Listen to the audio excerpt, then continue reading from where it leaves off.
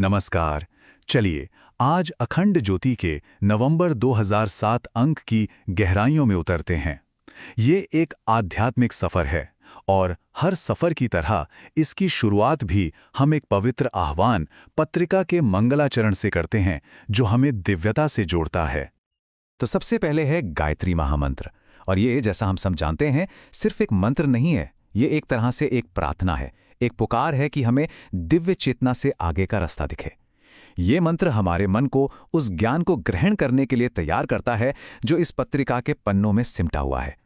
तो इस सफर का पहला पड़ाव है हमारे अंदर का ब्रह्मांड।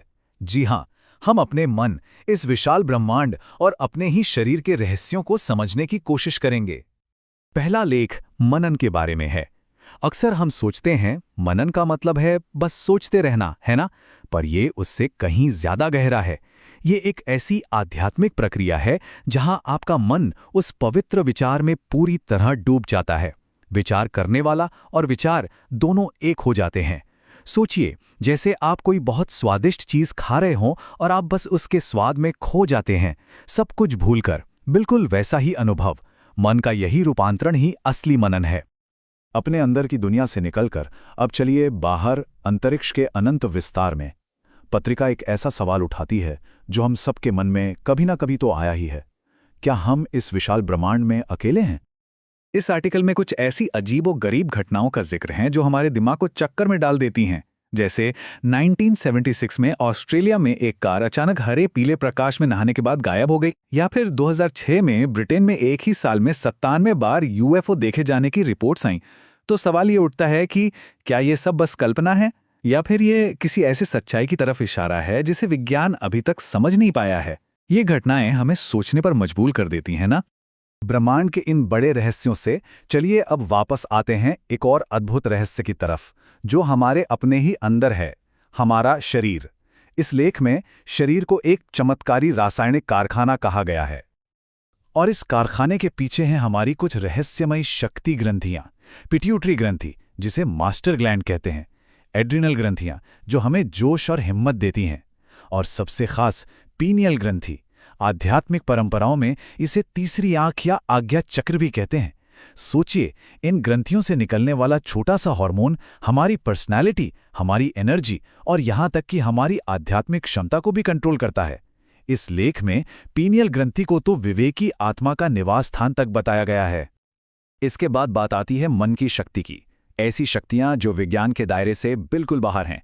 कुछ कमाल के किस्से हैं इसमें, जैसे रामकृष्ण परमहंस ने एक नज़र में ही सामने वाले के मन का पाप जान लिया, या गुरु गोरखनाथ ने दूर से ही एक हमलावर को अपने मन की शक्ति से रोक दिया, और एक योगी ने तो बस ध्यान लगाकर हवा से गर्मा-गर्म मिठाइयां पैदा कर दी। ये कहानियां बताती हैं कि एक अनुशासित मन, एक सदा हुआ मन क्या कुछ नहीं कर सकता। ये कल्पना नहीं, बल्कि मन की अनंत शक्तियों का सबूत है। तो अब तक हमने अपने अंदर की दुनिया को देखा। चलिए अब इस यात्रा में आगे बढ़ते हैं और अपना ध्यान बाहर की तरफ ले जाते हैं, अपने समाज की तरफ, और उसमें जो सच्चाइयां हैं उनकी तरफ। एक लेख दो भारत की तस्वीर दिखाता है। एक तरफ तो समृद्धि का सागर है, शेयर बाजार ऊपर जा रहा है, जीडीपी ग्रोथ बढ़ रही है, विदेशी पैसा आ रहा है।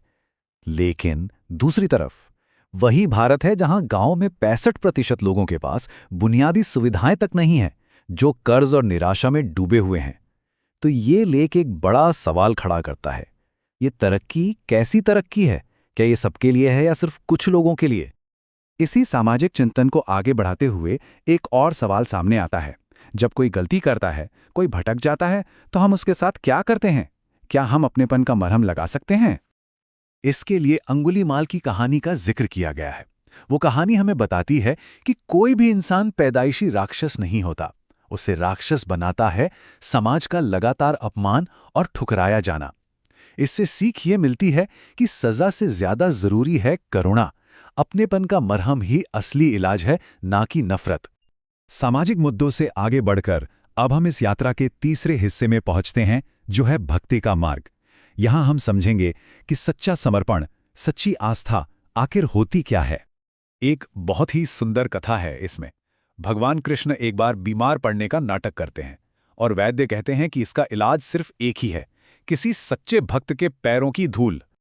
तो अब देखिए, होता क्या है? बड़े बड़े ज्ञानी शक्तिशाली भक्त मना कर देते हैं। उन्हें डर लगता है कि भगवान को चरणों की धूल देंगे तो पाप लगेगा, नरक में जाना पड़ेगा। उनकी भक्ति में एक डर था, एक हिसाब किताब था। और फिर आती हैं व्रज की गोपियां।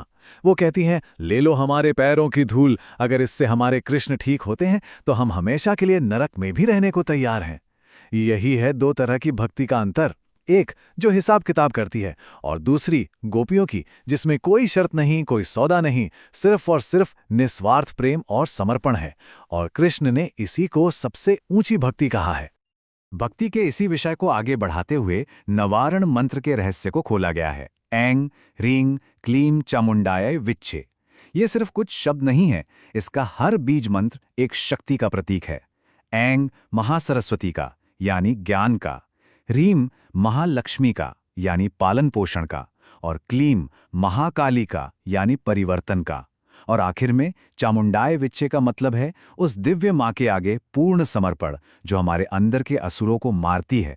तो ये मंत्र असल में ज्ञान, समृद्धि और परिवर्तन पाने का एक आध्यात्मिक सूत्र है। तो हमने मन की शक्ति देखी, समाज को समझा, भक्ति की गहराई में उतरे। अब आखिरी में इन सारे धागों को जोड़कर पत्रिका हमें एक संतुलित जीवन जीने का रास्ता बताती है। यहां बात होती है समग्र स्वास्थ्य की। मतलब स्वास्थ्य का मतलब सिर्फ बीमारी का इलाज करना नहीं है। सच्चा स्वास्थ्य तब है जब आपका शरीर, आपका मन और आपकी आत्मा तीनों संतुलन में हो। शरीर को ठीक रखो आहार और योग से, मन को शांत रखो आत्मचिंतन से, और आत्मा को ऊंचा उठाओ ध्यान और मनन से। ये अप्रोच इंसान को एक मशीन की तरह नहीं बल्कि एक संपूर्ण अस्तित्व की तरह देखती है। और इस अंक का अंत होता है परम पूज्य गुरुदेव के एक बहुत ही प्रेरणादायक संदेश से। वो कहते हैं, एक नया युग आने वाला है, होगा तो सब ईश्वर की इच्छा से ही, पर श्रेय उन लोगों को मिलेगा जिनके अंदर उस समय के अनुसार श्रद्धा और लगन जाग उठेगी। मतलब असली बदलाव हमारे अंदर से ही शुरू होता है। जब हम खुद पर काम करते हैं, समाज के लिए करुणा रखते हैं और ईश्वर के प्रति निस्वार्थ भक्ति रखते हैं, तभी हम न सिर्फ अपना बल्कि पूरी दुनिया का भला कर सकते हैं। यही इस पूरे अंक का सार है, एक संतुलित, सार्थक और आध्यात्मिक जीवन का खाका।